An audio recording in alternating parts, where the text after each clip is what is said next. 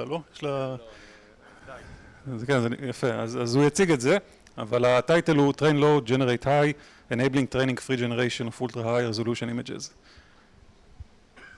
טוב, אז... טוב, תודה רבה על האינטרו, וכל הכבוד על הארגון, באמת מאוד נהנה להיות פה עד עכשיו.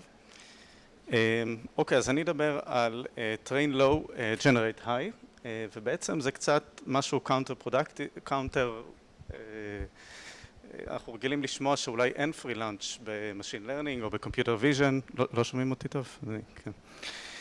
אבל אולי פה אפשר להראות שדווקא במשימה הזאת של לגנרט Ultra High Resolution Images, דווקא כן אפשר לקבל את ה-free lunch הזה. אז אני הולך לדבר איתכם על בגדול איך אפשר לאמן מודלים עם גנרטיביים על רזולוציה נמוכה, ובסופו של דבר להוציא מהם תמונות ברזולוציה Ultra High Resolution. לפני שאני מתחיל, אני ככה אתאר לכם קצת כמה מילים מה אני עושה באופן כללי במעבדה. בגדול, המטרה של המעבדה שלי זה כל מה שקשור לתלת מימד, אז זה קצת עבודה שהיא off the beaten path נקרא לזה. אנחנו מתעסקים בכל מה שקשור ל-reconstruction, generation ו-understanding of the physical 3D world, כלומר ללכת מעבר לתמונות אלא לעולם הפיזיקלי. אז קצת מה זה אומר, יש לנו בעצם את הבעיה של 3D reconstruction and control. יש לנו תמונות, אנחנו רוצים לשחזר בהינתן אובזרבציות של תמונות, לשחזר את העולם התלת-מימדי. מה זה אומר? לשחזר את האפירנס והגיאומטריה, physical properties של אובייקטים בסצנה ו-properties סמנטיים, ויכולת לשלוט בהם כמו שאנחנו שולטים עם טקסט ועם איזשהו intuitive interface, רק לעולם הפיזיקלי, לעולם התלת-מימדי שאנחנו נמצאים בו. משימה נוספת זה generation, כלומר איך אנחנו יוצרים סצנות 4-ממדיות או תלת-ממדיות למשימות כמו autonomous driving וכן הלאה. ומשימה נוספת זה באמת להבין את העולם התלת... לא שומעים? אוקיי. אז משימה נוספת זה באמת understanding the 3D world, כלומר איך אני יכול בהינתן אובזרבציות להבין את העולם התלת-ממדי שאני נמצא בו. אבל היום אני אדבר איתכם בעצם על העבודה הזאת, DIPE, Dynamic Positional Extrapolation for Ultra High Resolution Images. ומה הרעיון? הרעיון הוא שבעצם אנחנו רוצים בעצם לגנרט Very High Resolution Images, באיזושהי שיטה שהיא Training Free, כלומר אימנו איזשהו מודל גנרטיבי לייצר תמונות ברזולוציה נמוכה, ואנחנו מאמנים לייצר תמונות ברזולוציה גבוהה יותר. אז באמת, modern media is produced at ultra high resolution, current generative models באמת לא יכולים לייצר את הרזולוציה הזאת, ומודלים כמו Flux שהם state of the art, בדרך כלל עובדים על רזולוציה של 1K לדוגמה. אז כאן אתם יכולים לראות את ההבדל בין המודל Flux למודל שלנו שמייצר ברזולוציה 4K. אם אנחנו יכולים קצת לעשות איזשהו זום אין ולראות באמת את ההבדל בין ה-fine details, בין הצד השמאלי לצד הימני של המסך. הנה אולי עוד איזושהי דוגמה, אנחנו יכולים להסתכל קצת על פנים על התמונה, ממש לעשות זום אין במאוד אגרסיבי ולקבל פרטים שלא היינו יכולים לקבל עם מודלים גנרטיביים סטנדרטיים. ומה שנחמד זה שכל הדבר הזה הוא טריינינג פרי, כלומר אימנתי מודל על רזולוציה נמוכה ואני יכול פשוט עכשיו להפעיל את השיטה הזאת בטסט טיים. אוקיי? אז בואו נסתכל קצת יותר פנימה על השיטה, השיטה מבוססת על בעצם Diffusion Transformer, שזה איזשהו שיטת State of the Art למודלי דיפיוזיה היום. קצת background, מנגנון ה-attention, בגדול, איך ה-SOTA Diffusion Models עובדים עם בגדול איזשהו מנגנון attention, יש לנו כל אחד מה-latents במהלך הדיפיוזיה, בגדול עובר איזשהו מנגנון של self-attention.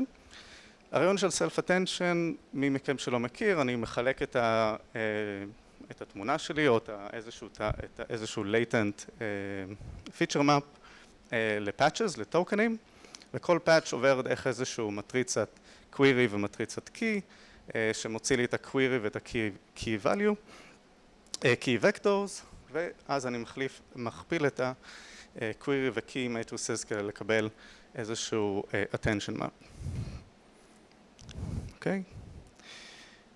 עכשיו הבעיה עם הדבר הזה זה שה-attention הוא permutation equivariant, כלומר אין לי יכולת להגיד במנגנון הזה מה המיקום של כל patch בתמונה, ולכן אנחנו צריכים להוסיף מידע לכל טוקן שנקרא positional information, כלומר איזשהו מידע על המיקום שלו בתמונה.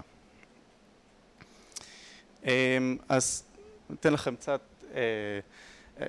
אז דרך אחת להכניס את המידע, את ה-positional information, נקרא rotary positional encoding, והרעיון הוא כזה, אם אנחנו נחשוב רגע שנייה על איזשהו משפט, יש לנו נגיד משפט שנקרא enhanced transformer with rotary positional embedding, מה שאני אעשה, אני אמצא את ה-vector representation של כל אחד מהמילים האלה, ויש לי איזשהו מיקום לכל אחד מהמילים, 1 עד 6. אני אחלק את הוקטור לאוסף של פיירס בעצם של x1 ו-x2, אוקיי? ואז הרעיון הוא שבעצם אני אעשה איזושהי רוטציה ל-x1 ו-x2 לפי בעצם המיקום m, אוקיי?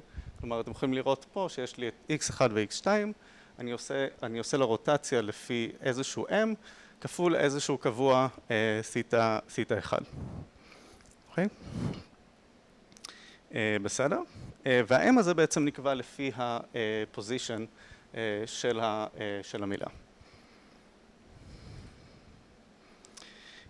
אוקיי, את הדבר הזה בעצם אפשר לתאר כאיזשהו מטריצה, בעצם שיש לנו איזשהו מטריצת סיבוב, והמטריצת סיבוב הזאת אני יכול, כמו שאתם יכולים לראות, מורכבת מהרבה סינוסים וקוסינוסים שנמצאים פה במטריצה.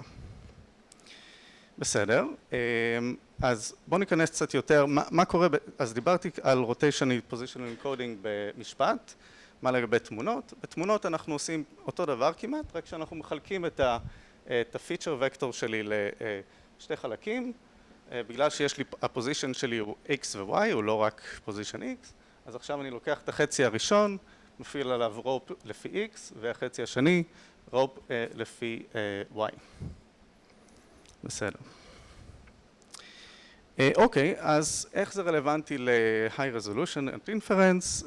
בואו נדבר רגע על בעצם, בואו נסתכל רגע מה קורה אם אני פשוט מפעיל פלקס על רזולוציות מאוד גבוהות. אתם רואים שמה שקורה זה שאנחנו מקבלים פה את ה-repetitions האלה שנמצאים, בעיקר ב-low resolution details. ולעומת זאת עם השיטה שלנו אנחנו מקבלים את הדבר הזה שאתם רואים פה. אז איך זה בעצם רלוונטי ל-positional encoding שראינו עד עכשיו? הרעיון הוא שאני יכול להסתכל בצד השמאלי של המסך, אני יכול להסתכל על ה-positions בעצם, שאני מאמן עליהם בזמן טריינינג, אוקיי? נגיד אני מאמן ברזולוציה שעד 4K, אז בעצם ה-positions הם מ-0 עד 4000, ובזמן טסט אני בעצם מפעיל על positions גבוהים יותר, כלומר מ-4000 עד 8000, כמו שאתם רואים פה. ואז מה שקורה זה שבעצם אנחנו מקבלים שבזמן טסט טיים, הפוזישן שהוא קרוב ל-4000 מקבל את אותו פוזישן לאיזשהו נקודה, לפחות על ה-low frequencies, במיקום נמוך יותר. ולכן אנחנו רואים את ה-repetitions האלה שראינו מקודם. כי בעצם המודל מתייחס לנקודה שנמצאת פה במיקום 4000 כאילו היא במיקום קרוב ל-0. אוקיי, אז מה השיטה הנאיבית שאנחנו יכולים לעשות? השיטה הנאיבית זה פשוט לצמצם את הכל, לעשות איזשהו positional interpolation, אוקיי?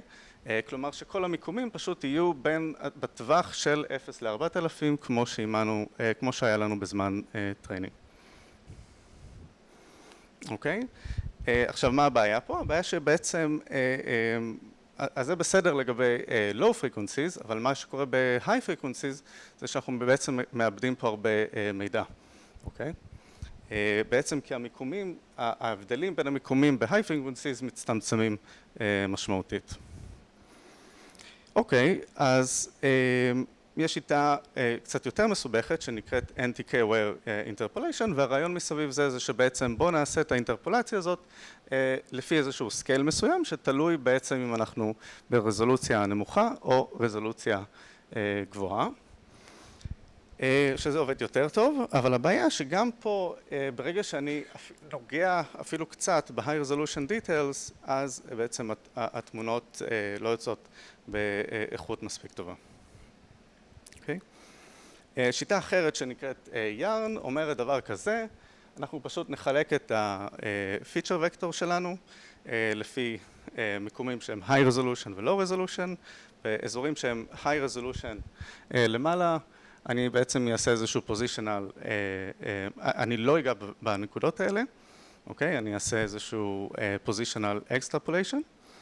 באזורים שהם low frequencies, אוקיי? שם אני אעשה positional interpolation, כמו שראינו מקודם, ובאזורים באמצע אני אעשה איזשהו אינטרפולציה בין המיקום או של לפי ה-low frequencies או לפי ה-high frequencies. אוקיי. אוקיי, אז איך זה רלוונטי למודלי דיפיוזיה? במודלי דיפיוזיה בעצם, שוב, יש לנו איזשהו תהליך דנויזינג, אנחנו לוקחים איזושהי תמונה, אנחנו מתחילים מרעש ואנחנו לאט לאט עושים לה דנויזינג עד שאנחנו מגיעים לתמונה נקייה. והרעיון הוא שאם אנחנו נסתכל, מה שאנחנו יכולים לעשות זה בעצם להסתכל על לעשות את האינטרפולציה הזאת שראינו באופן שתלוי בטיימסטפ שאנחנו נמצאים פה בתהליך הדיפיוזיה, אוקיי? אז מה שאתם רואים פה זה איזשהו גרף שמייצג את ב-x-axis יש לנו את ה-frequencies וב-y-axis יש לנו איזשהו measure שנקרא PSD. בגדול מה שאנחנו רואים פה זה בעצם שאם אנחנו מסתכלים על Gaussian noise אז בעצם אנחנו יכולים לראות פה שכל ה-frequencies בעצם מקבלים ערך דומה, אבל לעומת זאת אם אנחנו מסתכלים על תמונה נקייה אז אפשר לראות פה את ההתפלגות של ה-frequencies כפונקציה של ה-PSD. עכשיו מה שאפשר לראות פה, מה שהגרף הזה מייצג זה בעצם ב-x-axis יש לי פה איזשהו את ה-diffusion time step t, ב-y-axis יש לי את ה-frequencies, ומה שהצבע מייצג, אוקיי, זה לכל תמונה, ההפרש שלה בין ה-time step הנוכחי שלה לבין הנקודה הנקייה עבור ה-frequencies הרלוונטי. עכשיו מה זה אומר? מה שאפשר לראות פה זה שאם אני מסתכל על time step אחד, אוקיי? אני יכול לראות שה-low frequency details הם די מהר settled ב-diffusion process. לעומת זאת, high frequency details הם settled רק בשלב מאוד מאוד מאוחר בתהליך הדיפיוזיה. אוקיי. אוקיי, אז הרעיון הוא בעצם, מה ה-core ID של דייפ? הרעיון הוא בעצם להפעיל את המנגנון הזה של האינטרפולציה של ה-positional encoding לפי ה-diffusion dynamics, אוקיי? כלומר, לפי ה-time step שאנחנו נמצאים בו. מה שאנחנו נעשה זה שאנחנו נגדיר איזשהו scheduler, שה-scheduler הזה תלוי ב-time step שאנחנו נמצאים, יש לו גם את ה-initial interpolation factor, וגם את ה-rate of change, אלה שתי hyper parameters שאנחנו נגדיר. ומה שאנחנו רוצים להגיד זה שבעצם האינטרפולציה שאנחנו נעשה תהיה תלויה ב-time step שאנחנו נמצאים בו, אוקיי? כלומר, אם אנחנו נמצאים ב-time step נמוכים, אוקיי? כלומר, אנחנו בעיקר אכפת לנו מ-low frequency details, אז מה שאנחנו נעשה בעצם אינטרפולציה שהיא יחסית גבוהה. לעומת זאת, בשלבים מאוחרים יותר, שאנחנו בעיקר מייצרים את ה-high frequency details, אז שם אנחנו נרצה שהאינטרפולציה שלנו תהיה הרבה יותר mild בהקשר הזה. אוקיי?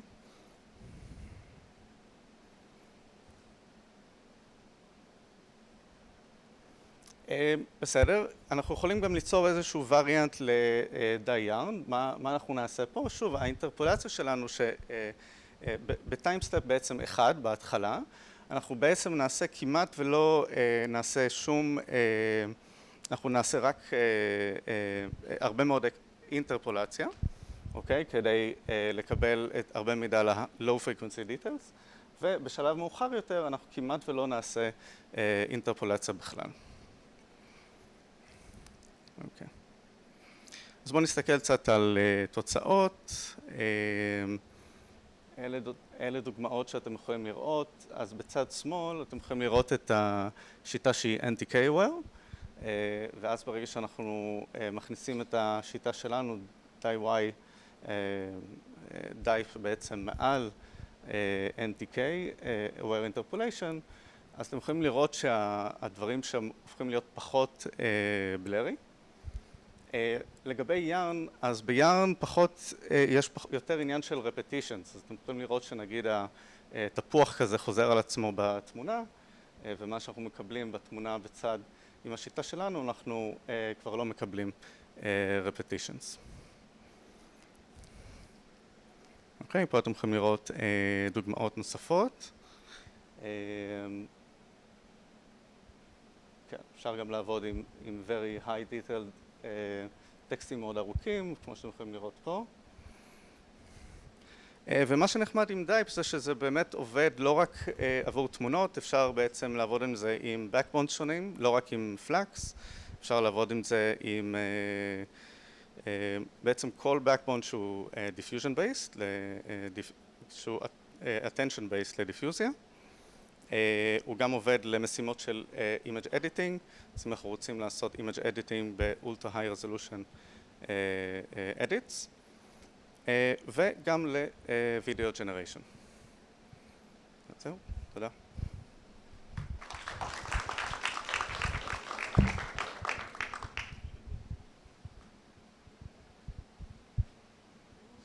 כן. באיזה תואר לומדים את המודלים האלה עכשיו? אתה באוניברסיטה, נכון? כן, מהאוניברסיטה העברית. אפשר גם בתואר ראשון, אני יודע, כאילו, נראה לי... תואר ראשון, נראה לי... יש קורסים גם לתואר שני